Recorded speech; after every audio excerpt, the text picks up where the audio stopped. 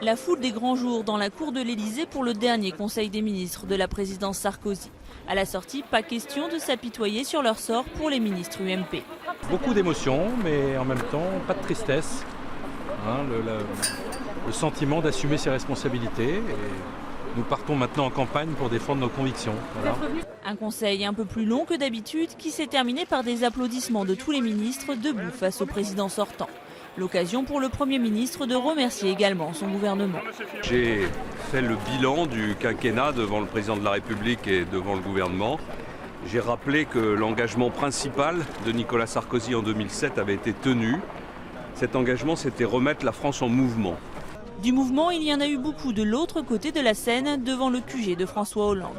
Toute la journée, les ténors du PS, mais aussi des militants, sont venus pour un pot amical de fin de campagne. C'était un moment de convivialité où il a voulu remercier tous ceux qui ont contribué à cette campagne et à cette victoire. Et en même temps, des mots de mobilisation, de détermination, puisque maintenant, il faut partir à la conquête d'une majorité pour les élections législatives. Les législatives, c'est le nouveau combat du Parti socialiste. Si la gauche l'emporte, ce serait historique. En plus de l'Élysée, elle serait majoritaire au Sénat, à l'Assemblée nationale, mais aussi dans les régions et les départements.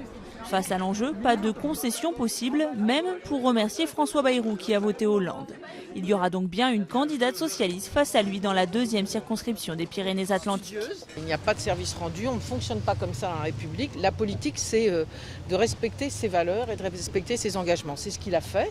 Maintenant, il part aux législatives et nous aurons notre candidate aux législatives au premier tour, bien évidemment. François Hollande, lui, s'attelle déjà aux dossiers internationaux et notamment la dette européenne.